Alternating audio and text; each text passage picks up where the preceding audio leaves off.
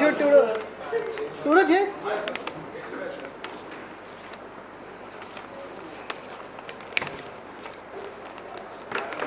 हे ना बघितलं की आवाज बदलायचाच वाटतो, खरं आवाज कळला नाही.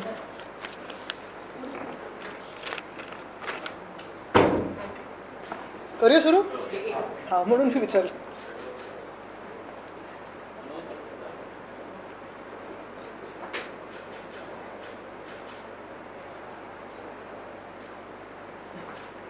रेडी? मी आपल्या सर्वांचं मातोश्रीमध्ये स्वागत करतो. पत्रकार परिषद घेत असताना आपल्याला अनेकदा महत्त्वाचे विषय आपल्या समोर आणि आपल्याच माध्यमातून जनतेच्या समोर आणलेले आहेत. आज देखील खूप विषयांवर चर्चा सुरू असते. आपण पाहतो साधारणपणे वेगवेगळे विषय देशात चर्चेत आहेत.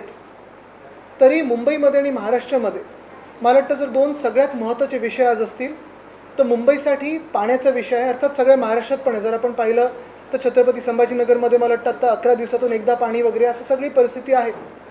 आणि ही परिस्थिती बिकट करायला मुंबईत देखील आपण पाहतोय.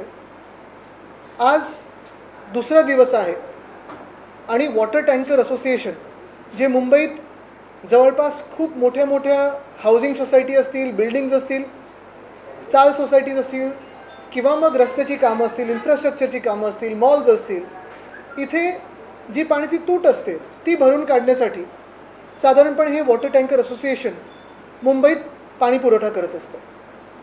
1 आठवड्या आधीच ह्या टँकर असोसिएशननी संप पुकारला होता आणि त्या हिशोबाने त्यांनी काल पहिला दिवस होता, आज दुसरा दिवस होता. काल देखील मी सोशल मीडियाच्या माध्यमातून मुंबई महानगरपालिकेच्या आयुक्तांना विनंती केली होती की हे सगळं पाण्याचा संप जेव्हा किंवा पाण्याच्या टँकरचा संप जेव्हा पुकारला जाईल, मुंबईवर ह्याचा काय परिणाम होईल ह्याच्यावर पत्रकार परिषद घेऊन मुंबईला अवगत करावं, मुंबईकरांना अवगत करावं की काय त्रास सहन करायला लागणार आहे.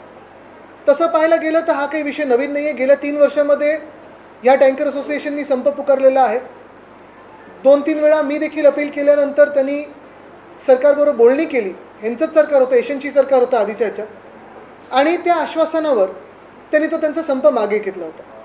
तसं पाहायला गेलं तर त्यांच्या मागण्या काही ठराविकच आहेत, जास्ती काही मागण्या नाही आहेत. आणि ह्या सगळ्या मागण्या जास्त मागण्या आहेत कारण जे काही सेंट्रल ग्राउंड वॉटर अथॉरिटीनी, जलशक्ती मंत्रालय जे आहे त्यांनी जे काही कायदे लावलेले आहेत ग्राउंड वॉटर खेचण्यासाठी किंवा जमिनीच्या खालचं पाणी खेचण्यासाठी, ते कायदे मुंबईत लागू होऊ शकत नाहीत किंवा इम्प्रॅक्टिकल आहेत, प्रॅक्टिकल नाही आहेत.